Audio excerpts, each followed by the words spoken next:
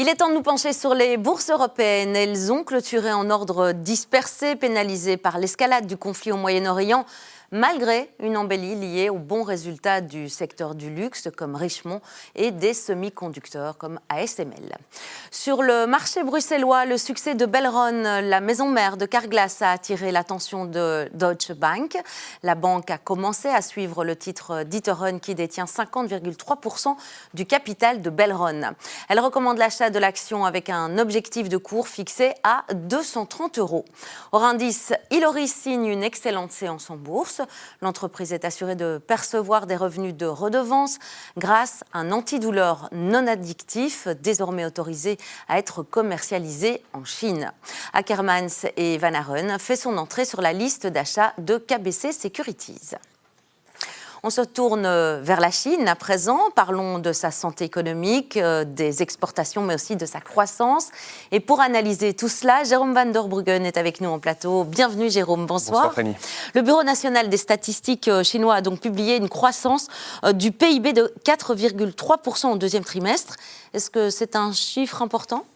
C'est un chiffre important, c'est pour ça qu'on en parle. Je vous invite à regarder le graphe qui apparaît sur votre écran et qui montre l'évolution de cette croissance trimestrielle chinoise depuis que la Chine a commencé à publier des statistiques selon le système de comptabilité nationale établi, je crois, par les Nations Unies, donc des standards internationaux.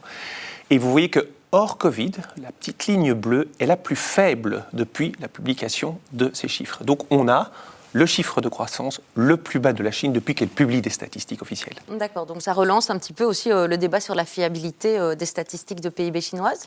Oui, ça relance ce débat, même s'il est tout le temps là.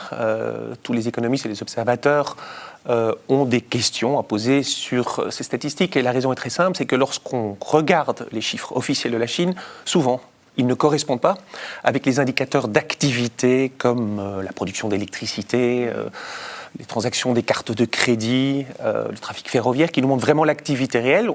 On voit depuis le premier trimestre que cette activité est en train de ralentir. Et par exemple, à ce premier trimestre de cette année, la Chine indiquait que la croissance s'accélérait à 5% par rapport au quatrième trimestre de l'année dernière.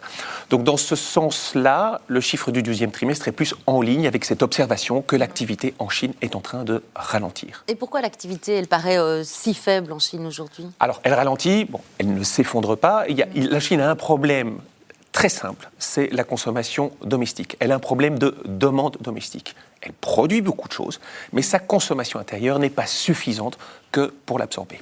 Est-ce qu'il n'y aurait pas donc un paradoxe quelque part, puisqu'on parle quand même d'exportation qui semble vraiment solide ?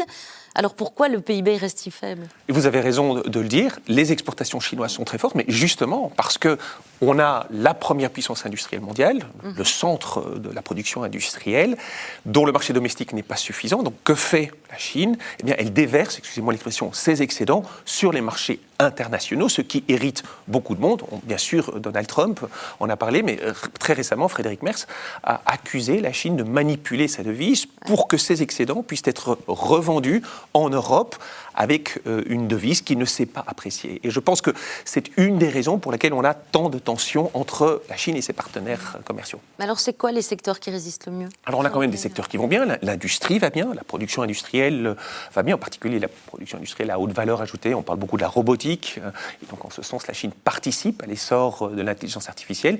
Les services en Chine se portent pas mal, mais ça ne suffit pas que pour créer une demande suffisante en Chine pour absorber les excédents. Alors, il y a un message principal peut-être pour les marchés ? Le problème principal de la Chine, c'est sa demande intérieure qui n'arrive pas à absorber les excédents que produit la Chine.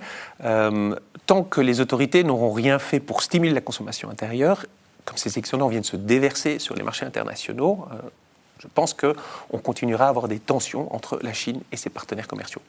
Merci à vous pour cette analyse approfondie. Merci et à très très bientôt, Jérôme Van der Bruggen. C'était le Trends des marchés en ce mercredi 15 juillet. Merci de nous suivre.